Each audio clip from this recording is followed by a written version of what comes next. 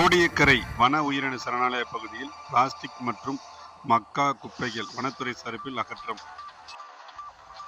நாகப்பட்டினம் மாவட்டம் வேதாரண்யம் அருகே உள்ள கோடியக்கரை வன உயிரின சரணாலயம் சுமார் 2250 ஹெக்டேர் பரப்பளவில் அமைந்துள்ளது. இந்த சரணாலயத்தில் வெளிமான், புள்ளிமான், நரி, காட்டுப்பன்றி, முயல் என வனவிலங்குகள் உள்ளது.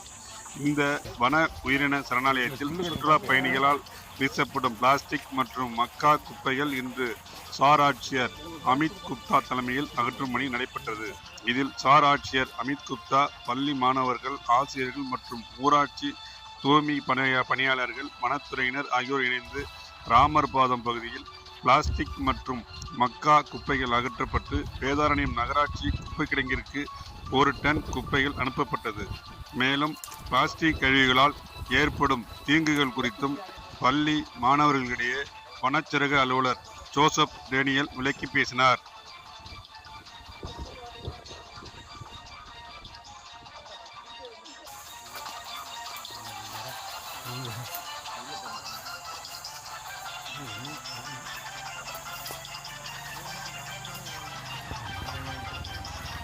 மேலே தலையில் எடுத்து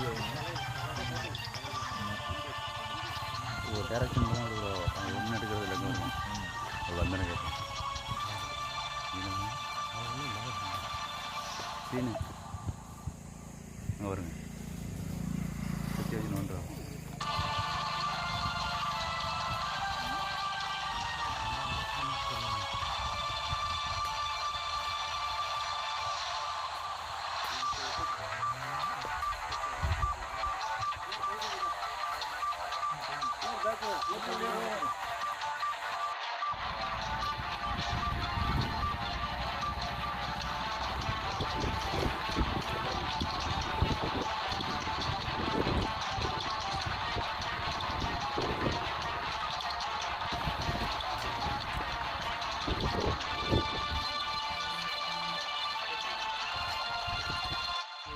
ஊர் மக்கள் எல்லாம் நம்ம பிளாஸ்டிக் கலெக்ட் செய்கிறோம்.